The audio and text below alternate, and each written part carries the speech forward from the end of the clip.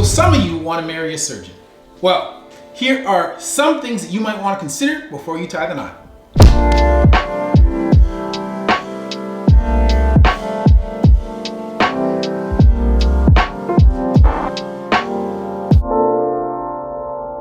I'm Dr. Chris Raynor, and this is my better half, my wife of 33 years. Today we're going to talk about what it's like being married to a surgeon. My son, behind the camera, has prepared some questions for us to answer, so let's get started. Okay, welcome. Which one of you is the doctor? Doctor of Life, that's me. What part of becoming a surgeon was the hardest for you guys on your relationship? I would say definitely his residency.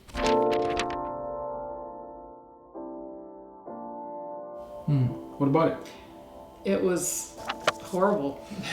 It was long, it was 6 years, and he was never home, and he was super tired, and he was miserable and unavailable to everyone, and it was not fun. Yeah, I would agree with that. Residency was pretty tough. Residency is a 5-year program. For me, it was 6 because I had to take a year off because I had a little bit of health issue partway through. But the hours are extremely long, extremely grueling. The demands are quite high. And even when I'm home, orthopedics was still a significant part of what I was doing, because if I wasn't in the hospital, I was at home trying to study. And all of that I'm trying to do at the same time as being a father and a husband, a father of 3 children, and trying to be there for my family sometimes, which was really, really difficult. It was like being a single parent, pretty much. Yeah. I'd say almost 100%. It was just bad. And you're miserable. That was the other thing. Stressed. It's not even that you're not there. A single parent anymore. No, but it's kind of like you think you're not, and you're expecting your partner to be there, but then they're not there. And I was trying to they're be there. So stressed. I know you were trying. It's not that you weren't trying, but you were just so stressed out and not there. So might as well have not been there. But we made it. We did. 33 years. We made it. And then on top of that, there wasn't really much. We had a little bit of money, but... No, we had no money. We had no money, so that was even worse. We had no money. So... Yeah. It was not fun being poor for a long time. Mm-hmm. Long time. How did you do it? How did you move through that? If both of you said it was hard. I just think there was no choice. We owed so much money, and I just remember somebody saying to just put your head down and just do it. With 3 kids, so there's no real option. Because we had kids, I think that helped us to make it through it, because you just are so busy. You don't have an opportunity to decide if you're gonna do this or not. It's you wake up and you need to do stuff, and so you just do it. You can't run away because you've got people depending on you. You owe a ton of money. There's no other option. I always wanted to be a physician since the time I was a child, and but there was 2 things that really motivated me, and number 1 was fear, because I had spent so much time and so much money trying to become an orthopedic surgeon. I owed $500,000, and I was afraid of failing and letting down everybody around me. I was afraid of failing and then having to owe $500,000 and not having any type of reasonable job opportunity that would allow me to repay that. But the other thing was determination, and I wouldn't even say determination, stubbornness. I am as stubborn as a freaking mule. And That's so, true. And so when people were saying, oh, you can't do this, or you're not going to become an orthopedic surgeon, I was prepared to die on a treadmill. Right? It's for the video. I don't care shit. You will not be outworked. I will not be outworked. Right. Period. I thought about what I would have done if I didn't go into medicine, and I thought, oh, I would want to go into the military, and I'd want to try to become a special forces soldier, because like they literally would have to kill me to not get the mission done. This was the same, and I looked at becoming an orthopedic surgeon as my mission, and I would have died Die on a treadmill. Yep. But some people would say if you're so overwhelmed, you would just want to die. Tap out. Like, how come we didn't? For me, I would never. That was not an option. Didn't think about that. Well, no, Like, it was just do it. But why are we thinking just do it? My upbringing. My parents were immigrants from Jamaica. My parents were both factory workers, and everything that I learned was just to work hard and persevere. If you just put your head down and kept taking steps forward towards the goal, eventually you would make it. That's how I was brought up, and that's basically how I worked through this. Even when I was distraught, didn't know what to do, I just kept saying, okay, I just gotta wake up one more day. I gotta wake up one more day, and I just gotta keep moving forward. I think we're both like ultra competitive. There's like, I'm not. So I'm competitive. I will put that out there that I am competitive. I hate to lose. He does not like but to lose. You, I don't honest. understand why your parents never put you in competitive sports, because you are uber competitive. I just think there's no, like, we're going to finish this. It doesn't matter. Like, let's get it done. Where did that come from in you, Mom? I would say my grandfather, who I spent a lot of time with, was a very man's man kind of guy. He just played sports, and he liked to play hockey, and he was very competitive. Ron was a very likable guy, but he was so competitive in sports, competitive in everything. You couldn't even play cards with him. Didn't matter if you were a child, whatever. You're getting the smackdown. Ron is winning, because that's just maybe the way him. Ron Yeah, was. I think my dad probably is too. I mean, actually, when I think about it, it's probably my dad, because my dad doesn't stop. He's just doing all the time. He doesn't really get upset. I don't remember my dad getting very upset about stuff. He just did whatever needed to be done. He did it. And there's no sitting down. No sitting there's and no just lounging or whining about resting. anything. There's none of that. It's just, hey, we have something to do. We're gonna do it. How can I help? What are we doing? And that's just I'm like that. So it was not fun and not easy, but just. There was no question. You think about it, like, what are you doing with your time anyways? What difference does it make? Just do what I have to do and keep going. But, the one thing that I think is interesting, because people ask me this all the time, knowing what I know now about what I had to go through to become an orthopedic surgeon, if I had the choice, would I do it again? And I always say to them, without hesitation, that yes, I would do it again. The path to get here sucked. It was hard on myself, it was hard on my family, and I would not necessarily wish that on anybody. But in the end, I'm here today, an orthopedic surgeon, doing cool shit. I'm talking to you, telling you guys about what I do and how I got here. When I go into the operating room every day and I get to fix broken people, fix people who are hurt, fix people who are sore, and make them functional again, I love what I do, and I'm grateful for the opportunity to be able to do that. And you, Mother? Would I do it again? If I knew it would be that way?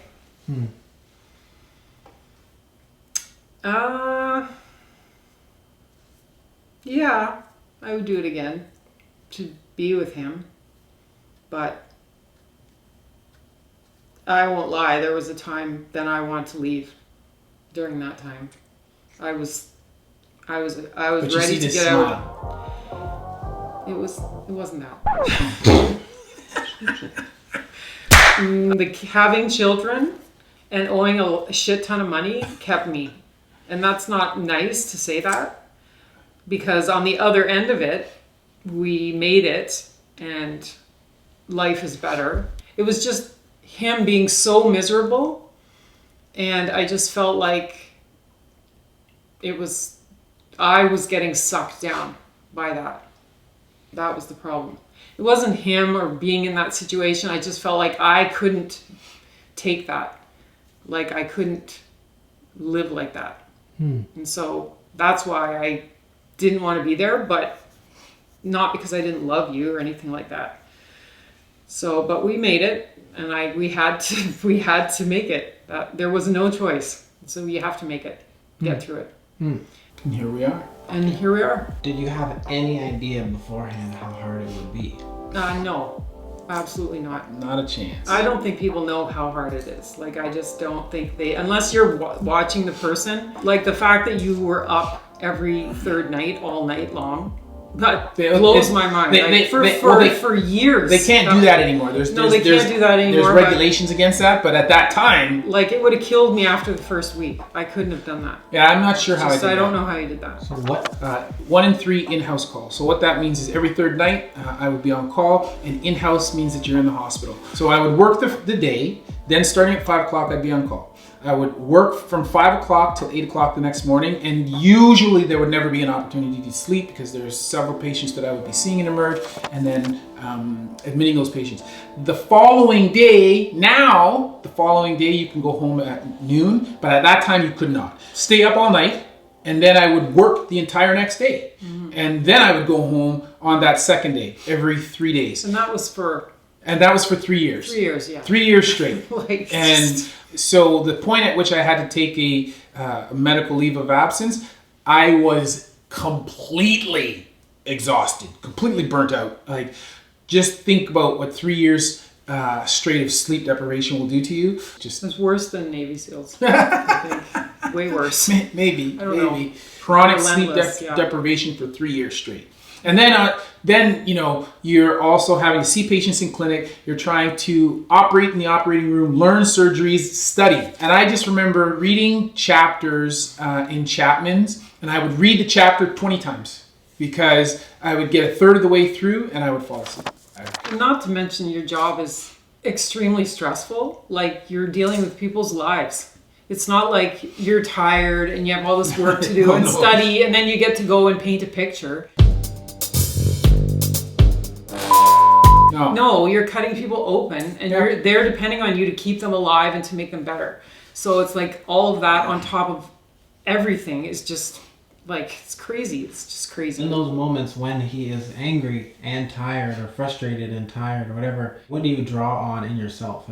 Well, it wasn't around that much to even be confrontational. Like, when he was there, he's still busy doing stuff, so there's not time to argue. Like, there wasn't any of that. One woman said to me early on when he was in medical school, I can't remember, she said, because her husband was a surgeon too, I don't know what kind, maybe orthopedics, and she just said, you need something for yourself. That's it. You need to have that, because otherwise you will go crazy. And so for myself, I had that. Like, I, do things. I taught fitness, I was writing, I did things for myself. So, and I had the kids. Having 3 kids in a city where I have no family, I have no support, nobody to help me in a new city we'd never been to before. I got to learn the city. I got to figure out where they're going to go to school, take them everywhere they got to go. Like, that alone, I didn't need to find other things. Like, I mean, just having them and looking after them was more than enough to keep me going. And like I said, you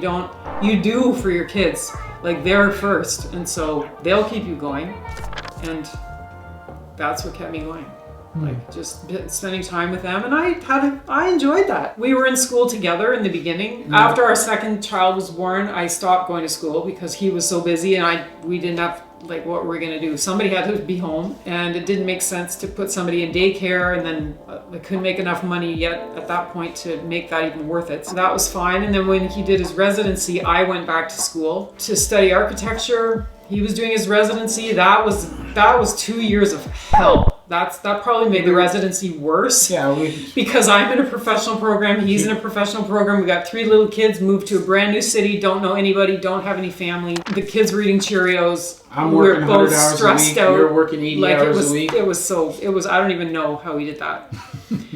So then after that, he was making a little bit of money from a stipend. I wasn't going to make any money at all from going to school, so I quit because something had to give. And then we just carried on. Was there ever a time that you needed him, that he just wasn't there? I needed help all the time, and he wasn't there.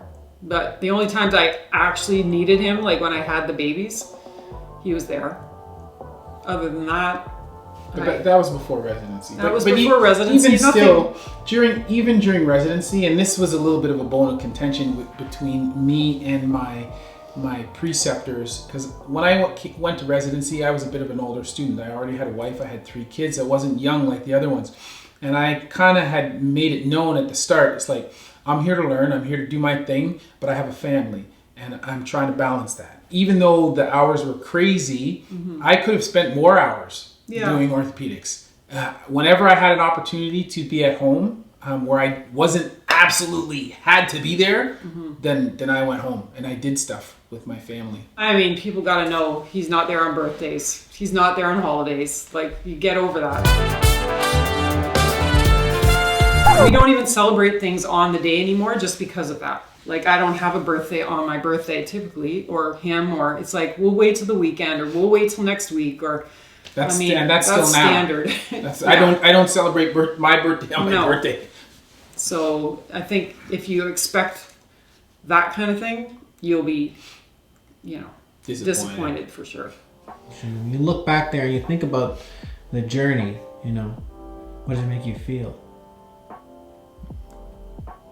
I do hold some tension, but not with her. I hold tension with my training program. Yeah. But not with her. Right. Yeah, I hold tension because it was difficult, but I don't blame him for it. Like he did what he could do. He did his best. But I think that the program and the experience was just not fun. But then what is it supposed to be? Like, I don't know. Well, I was gonna say, was the demandingness of it absolutely necessary to what the job is? That's a good question. I think it's a job where there is a lot of stress, and it can't be like easy to be that when the job itself is not an easy job. Maybe it didn't need to be as brutal to be a good surgeon, but I think that it couldn't be just like asking you to walk across the room, okay, now you're a surgeon. Like, there had to be some challenges. You're going to experience lots of challenges in your day-to-day. Over and above learning anything, it's just preparing you to be able to handle those things. It's kind of like when I was doing architecture. The thing that I learned the most is that you do something for a long time, and then somebody goes, pour your heart and soul into all of your work, and then someone goes, I don't like it.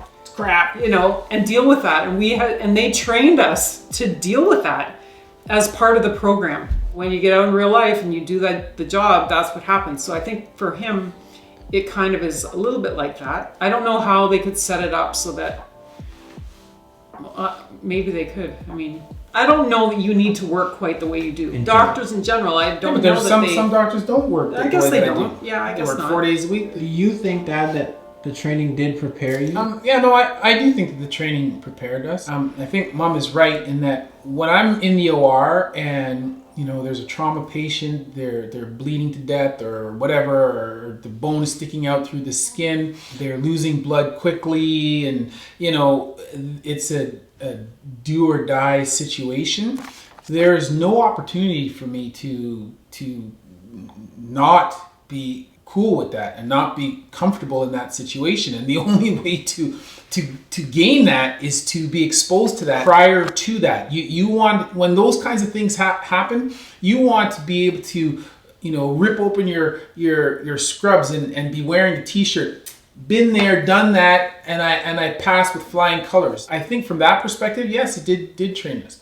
Or did train. Oh, just to be able to handle the stress. Yeah, no, just to be able to handle the stress. I think that's important. And then the end was so horrible, but whatever. The end was so horrible. Did I drop your laptop? Studying for my exam.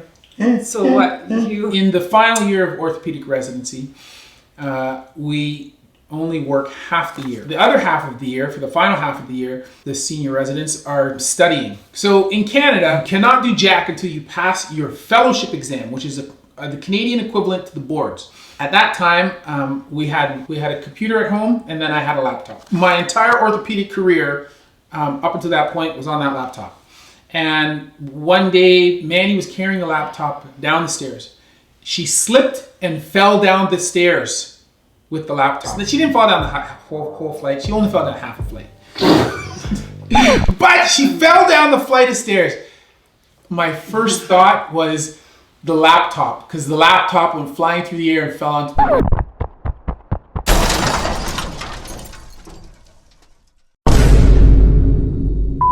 Anyway, that didn't wreck anything. No, it didn't. But that's the comedy.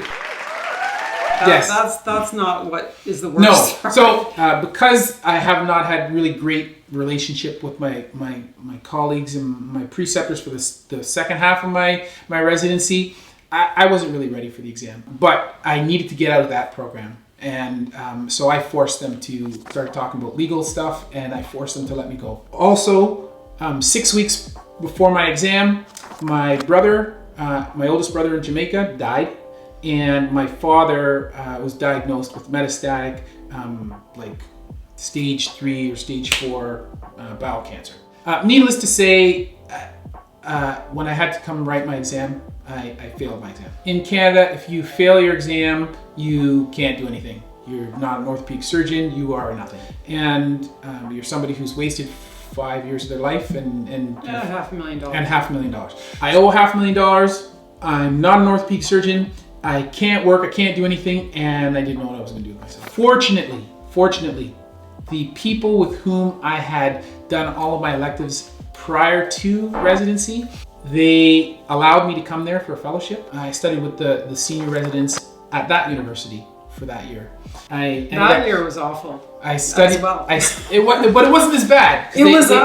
I think it was worse. Because I didn't have to do call. Not for you, but for us. Maybe we went to London. Yes. Yeah, we went to London. Well, that's what was happening that year. When we went to London, it was the worst for us, for me and the kids, because the kids they were all teenagers by then, and they did not want to go. Sure. And they were miserable there. Sure. And I couldn't do what I had been doing before, because we were only there for a year. And you're But we were closer to our pressure. parents, closer to family. Yeah, we were, but then just under so much pressure, because it's like, you better pass.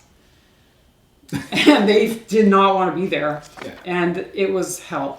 That was the worst year for me.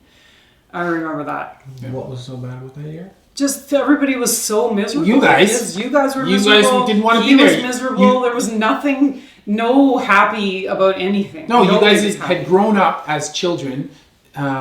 Your Ottawa. middle years You in didn't wanna go Ottawa. back to So all your London. friends were in Ottawa, and it's like, oh, we're leaving Ottawa now to go to London. You didn't really have your friends. Kids who are all like in those years, 13, how old? Like 11, 13, and 15 or something. Yeah. And it's just like, you're already miserable at that point in your life, dealing with grade 7, 8, and 9. And we're picking you up, moving you. Yeah, so you just made it, you worked me over, pretty much. That was your, but then I passed. you passed. And I became an orthopedic surgeon. And it was all good. Thank God. Anyway, the end. That's the end. Yeah. Congrats.